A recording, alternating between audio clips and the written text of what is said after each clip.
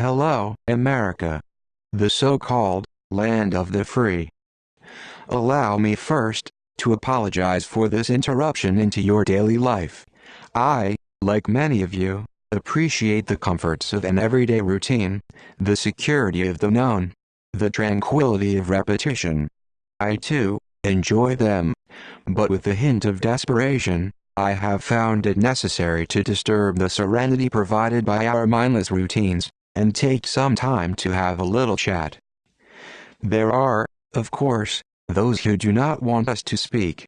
I suspect even now, deviants are being shushed, lies being told, emails deleted, and media repressed. Why? Because, while money and guns are often used to determine the totality of life, words will always retain their power. Words offer meaning, logic, reasoning, and for those who will listen, the enunciation of truth. And the truth is, there is something terribly wrong with this country, isn't there? Cruelty and injustice, intolerance and oppression, inequality and coercion.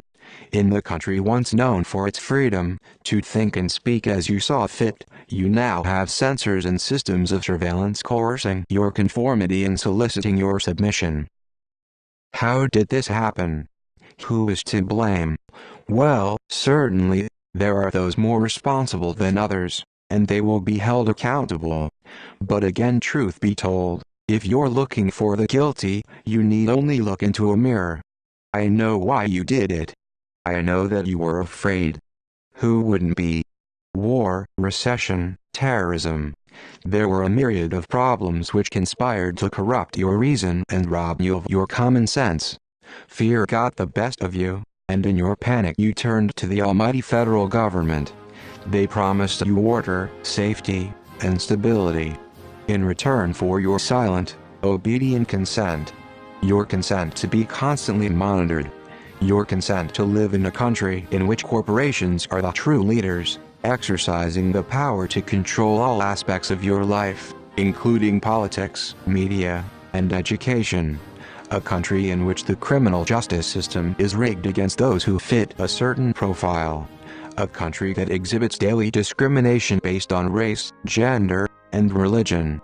A country in which the police can no longer be trusted to maintain peace, safety, and order. Where the richest 1% own more than the other 99% combined. Where we knowingly intoxicate the air with chemicals that will ultimately lead to the extinction of our own species, yet ignore it. And where we get involved in foreign conflicts solely for our interest in oil, but we conceal our true intentions.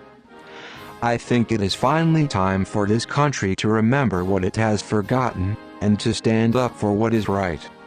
More than 400 years ago, an English citizen wished to embed the 5th of November forever in our memory. His hope was to remind the world that fairness, justice, and freedom are more than words, they are perspectives. Less than 200 years later, our forefathers came together to declare their independence and stand up to tyrannic rule.